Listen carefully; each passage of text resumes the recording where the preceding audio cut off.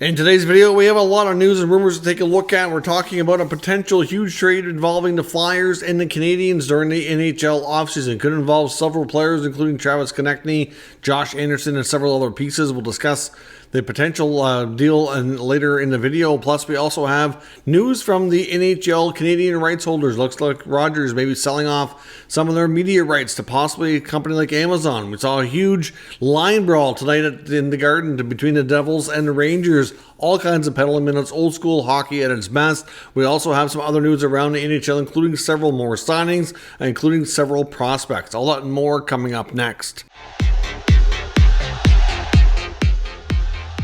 So welcome back to another video here at Top Shelf Hockey. As I mentioned, we have a lot to talk about here today. Let's kick things off tonight with the massive line brawl that we saw tonight in the Madison Square Garden between the New Jersey Devils and the New York Rangers. Of course, technically the time of the penalties are like 2 seconds.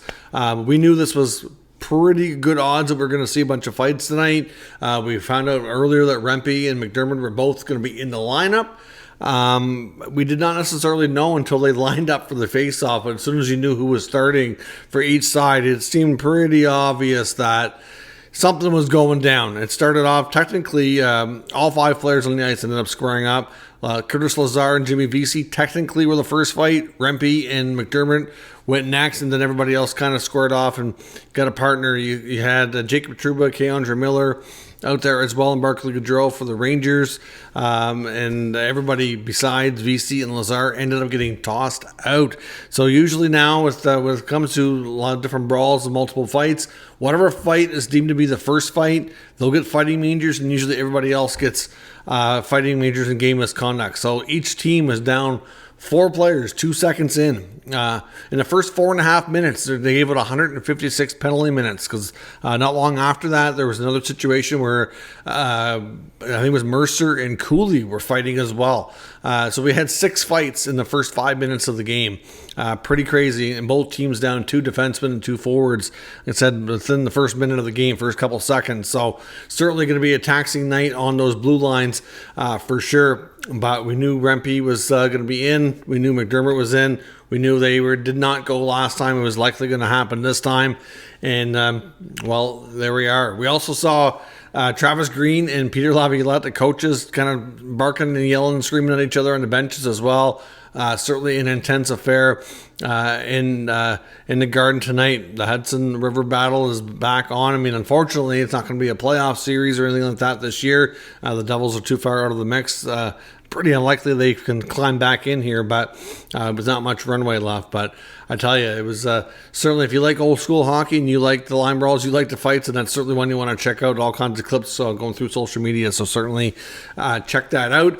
As I mentioned as well, another big story today, which I did do a dedicated video on earlier. If you want a little bit more details, a bit more of an in-depth analysis, certainly check that out. But there is reports from the Hockey News suggesting that Rogers, who is the national media rights holder for NHL games in Canada, may be selling off part of their rights possibly to Amazon. And Amazon may be taking over not all of it, but a chunk of it on their Amazon Prime platform, which obviously has a pretty good customer base as well throughout North America. Now, of course, Rogers paid $5.2 billion. I believe it was 10 years ago now. It was a 12-year deal. There's 2 years left on this contract after this season, and Rogers has not done well. But like I said in that video, a lot of it to me is people cutting the cord with cable, moving more towards streaming services, and at the same time, people are not really thrilled with the product that Sportsnet puts out. Like I said, I know here, like I'll take a TSN broadcast any day over Sportsnet. They do have a few good analyst personalities, but on a whole, I don't know. I think it could be done a lot better, and I think that's why people aren't tuning in. They're not watching, and they're not staying during the intermissions. I know I used to love the intermissions and look forward to them, and now I don't. But the only thing I ever really care to listen to is on Saturdays when Elliot does the 32 Thoughts segment. Or I guess it used to be called as Saturday Headlines. Now they keep changing it year to year. What it's actually called, either way, it's kind of when they used to do like the Satellite Hot Stove is what they used to call it. When you kind of hear all the rumblings around the league, so. We'll see what happens, but going into next year, don't be surprised if you're Canadian, not part of the NHL games will be through Amazon, and I would expect him to be a big player as well when the national media rights package gets up for renewal and renegotiate it. Rogers not expected to be in the mix. I would suspect TSN will be in the mix to some extent, probably not for a big package, but I suspect they'll want some national media rights. They do have a lot of regional broadcast rights with a lot of teams. Maybe they'll stay in that game. I'm not sure. But Amazon, Apple Plus, etc., those kind of streaming services likely going to be getting into being the national provider. So we'll see. I'm not sure where it's going to go. I know some people are complaining about you have to have those services. You got to pay for those services to get your games. It's like, well, you're also paying for your cable. It's not like Sportsnet is free. It's not. But at the same time, people are, not putting their money there and putting their money more into streaming services. So all in all, you're paying for something. I don't know. To me, it's not too big of a deal, but it depends on how big of a fan you are, I guess. But we'll see. That's certainly, I think, in my opinion, a pretty big story if you're a Canadian hockey fan and to be able to get your content.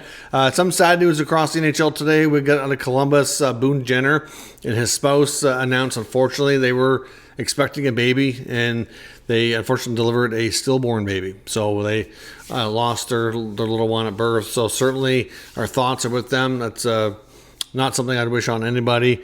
I would imagine, they didn't say, but I suspect Boone will be taking a little bit of time from the team. I mean, that's such a dramatic experience to go through as a parent. I can't imagine. So certainly want to wish our thoughts with the Jenners. Certainly, like I said, there's really... It's such a tough situation, and it's something I personally haven't been through, and I don't think anybody can really fully understand unless you have been, but it's certainly not anything I want to wish on anyone. It's certainly a tough time, and I hope everybody's doing okay under the circumstances. Some other roster moves, injury updates, etc. The Capitals today returned Matthew Phillips back to the American Hockey League. That was necessary because Tom Wilson ready to return from his suspension after the high stick to Noah Gregor's face with the Maple Leafs, which I believe that's all completed. He'll be ready to return next game. The Buffalo Sabres today returned Devin Levi to the American Hockey League, so he'll head back down. Ottawa had Angus Crookshank was injured last night against the Minnesota Wild. Don't know the full extent of it. I seen most of that game, and I didn't really see anything that stuck out as being obvious. I'm not really sure exactly what the injury is. I'm guessing it's nothing too serious, but they are expected to call up another forward to take his place, likely for their game tomorrow against Florida, which is back at home, but no word on yet on who that's going to be. The Bruins also had Justin Brazeau injured last night as well. No quite for sure update on extent on how long he's going to be out. And the Florida Panthers, already shorthanded, also lost Aaron Ekblad. He's been hurt yet again. So I'm don't know the full extent of the injury. They were already without Verhaeghe and Tkachuk last night, so that's not good. And the Panthers have been on a major downward spiral here lately, so not a good time to be getting that out of your system before the playoffs. You certainly want to hang on to your positioning and the standings. You also don't want to be going, creating too many bad habits and too much losing going into the playoffs, so you have your full confidence and full complement of healthy players, hopefully. So we'll see how Florida does, but again, not the kind of news they're hoping for. In Detroit, we also got word ahead of time that for the next game, which will be not for another 2 days, but Michael Rasmussen will be out. He's considered day-to-day for now, but I will guarantee to be missing at least one game. In Winnipeg, Nino Niederreiter is going to be out for at least a week. They suspected about a week or so. Apparently, he got a skate blade to the back of the leg and took a pretty good gash, so that's going to need time to heal. Thankfully, he had one of those Kevlar type socks on. If it wasn't for that, it would have been significantly worse, and he'd probably be done for the year. So it goes to show there's a lot of benefits to that type of protective equipment for sure. Some signings as well, prospects. The Anaheim Ducks signed a couple of players today. For one, they signed a right-wing prospect, Yegor Sidorov. He's a winger. He led the WHL in game-winning goals this year. He was a 2023 third-round selection, so he gets his 3-year entry-level contract. And they also signed Coulson Pitt, also an OHL winger, also a 2023 third-round selection. So they both get 3-year ELCs. And the Avalanche today extended Chris Wagner. He's on a one-year, two-way deal extension. So league minimum at the NHL level, $375 at the American Hockey League level. Wagner's been a player in their organization for a few years after spending a bunch of time with the Bruins. Mostly, like I said, kind of looked upon as probably being probably 13th, 14th forward most of the time. Does play on occasion. Will probably get a little bit more time, or at least be an option for the playoffs for them. But overall, he's there basically as a veteran presence in the minors and an option when they need maybe a little toughness at the NHL level. We also saw a signing today in Seattle. They've signed undrafted 23-year-old goaltender Victor Ostman out of Sweden. He's a 6'4" goalie. He gets a 2-year entry-level contract. And also Chicago, another signing, have signed winger Nick Lardis. He is 18 still. He'll be 19 this summer. He was another 2023 third-round selection from the OHL's Hamilton Bulldogs. So that's 3 members of the third round from the 23 draft today that all get entry-level contracts. And speaking of contracts, we know that giant goaltender that just came over from Russia, Ivan Fedotov with the Flyers, only has the brief appearance so far, but the Flyers are keen to keep him. Of course, there's not much time left in this regular season, so he's only going to get a handful of appearances in. And of course, if the Flyers hang on to make the playoffs, maybe he gets to play a little bit more. Difficult to say. I would imagine they'd probably go with Urson if they do make the playoffs, for at least to start with. We'll see. But the fact that he had a 2-year contract, and even though he wasn't able to come over because of everything that went down in Russia, technically there's not much time left. He would be a UFA this summer, but there is mutual interest from both sides to make sure that the relationship between Fedotov and the Flyers is not very short-lived and not just a brief month or so to end this season. That they're looking at already an extension, and that there is progress made apparently. Don't know exactly how much, but it sounds like they're very likely to get something done before the season is over. So I'm not sure how long of an extension we're looking at. I would say it's probably only going to be 1 or 2 years, at least I would think.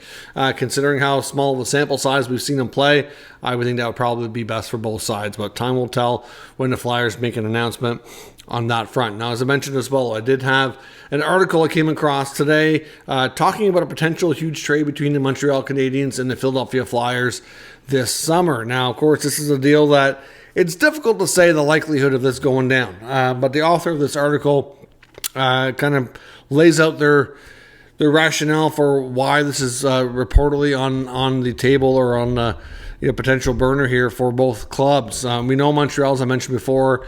I can see them moving 1 or 2 young players this offseason for a more productive veteran. You don't want like an older veteran, but somebody that 23 to 26, 27 range. They could use another couple of players that can be more productive in that sense. So like Josh Anderson, for example, he fits the bill for what they'd like, and he just has fallen off a cliff and has not really been that player. I mean, he at one point was productive with Montreal, and maybe not productive enough to justify his contract. I'm not sure he's ever really lived up to that, but he has he's had his moments. But this year, and to a degree last year, certainly not what he was hoping for. Now, could they move Anderson in the package and bring in another type of forward that's similar age and more productive? And that's what this deal is, suggesting that the Flyers could move Travis Konechny and Nick Delorier, who has been with Montreal in the past. I know it's one of those players too that a lot of fans have said that Montreal should have never let go. And of course, at the same time, Delorier definitely getting overpaid for the kind of role he plays now. So there might have to be a little bit of salary retention on Philly's part on that side if he's going to be included here. But essentially the deal had a couple of young players going back the other way. They had Josh Anderson, so Montreal could be relieved of that contract. Montreal might have to eat like 20% of it. They had a small retention on Anderson, but also going with Anderson was their first-round pick that they got from Winnipeg in the Sean Monahan trade. That is mainly there for them to take Anderson. So it's like the sweetener to include Anderson. It's not for the players coming back. Going back also is a third-round pick into 2025 draft, as well as young defenseman Jaden Struble and young centerman Owen Beck. Now, I know a lot of fans get attached to their prospects, and these players are not really NHL proven yet, but they look like they're good potential. Might not like the idea of moving them, but Travis Konechny has a lot of great leadership qualities.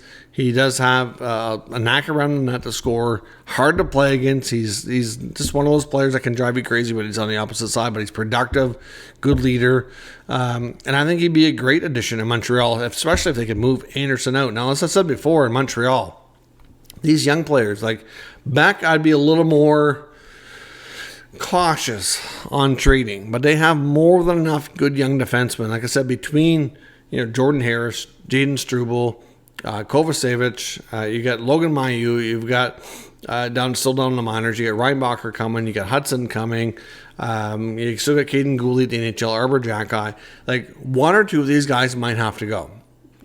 You don't have to rush, especially until they're at a point where the waivers exemption is kind of running out, so that you can't lose them for nothing. But they're not all going to be able to be Montreal Canadian defensemen. That's just reality. There's not enough room for them all, right? So if you can get a real good piece to add to another piece of your team, and in this case, the forward group would definitely be the area of focus, which makes sense. I think they're pretty good in goal right now with Montembeault and Primo. They're in good shape that way. They can let these guys be the tandem next year. They got Jacob Fowler in the mix, who's a really, really good-looking goalie prospect. Has the potential to be a future starter. At least it looks that way right now. So, really, you need to focus on getting that forward group stronger. You have some good pieces there. You had a few guys that, like Joshua Wall, for example, was starting to look good this year and unfortunately got hurt. Slavkovsky's really come around this year. You got Caulfield, you got Suzuki, you got Kirby Dach, of course, who was injured again. Going to miss significant time. You got Newhook, who's been up and down this year, but still overall a pretty good player. You need a little bit more. And a guy like Konechny could be a good mix to have a little bit more experience. To me, the deal does make some sense. So the pieces going back, I can see why that might be debatable. I mean, like I said, back might be the one piece I might want to maybe swap out for a different player. But all in all, if you can get Delorier and Konechny on your team and really only give up Anderson off your roster and the rest is futures based, to me, that's a pretty good deal. So overall, the deal does have, pieces here that make sense to me. I don't know for sure we're going to see this kind of trade. We've been talking a lot about how Montreal very much likely going to target a young player. I mean, Konechny is not an old player, but he's just a little bit older than the type of players that have been in the rumor mill. We've talked before about Marty Necas maybe being a target because if you look at Carolina's situation with the cap and who they need to re-sign and everything like that, I can see Necas really being a good possible player that does get moved, and he's a real good player. So, makes sense to target, maybe somebody like him. They've been linked to Trevor Zegras as well. If the Ducks decide to make a move there, that makes sense to some degree as well. But, Konechny's another player. Like I said, he's a different kind of player too. And he's, more in line with a guy like Suzuki, and you can't have everybody be super young. You need some bats, and Konechny could be that guy. Could be a real good guy to wear an A alongside Suzuki there, and just be good to add some insulation to the captaincy and the leadership group. So let me know your thoughts on that potential. Hard to say if something like that takes place, but apparently, according to the author, and I'll link the article in the comments or in the pinned comments so you can read for yourself. That might have something to it. Time will tell. The offseason's not too far away for some of these teams where some of the stuff is going to definitely pick up in conversation. Let me know your thoughts in the comments. We'll discuss further. If you're new to the channel, make sure you subscribe and stick around. We'll keep you up to date with all the news, rumors, and analysis of all 32 NHL teams. Thanks for watching. I'll catch you next time.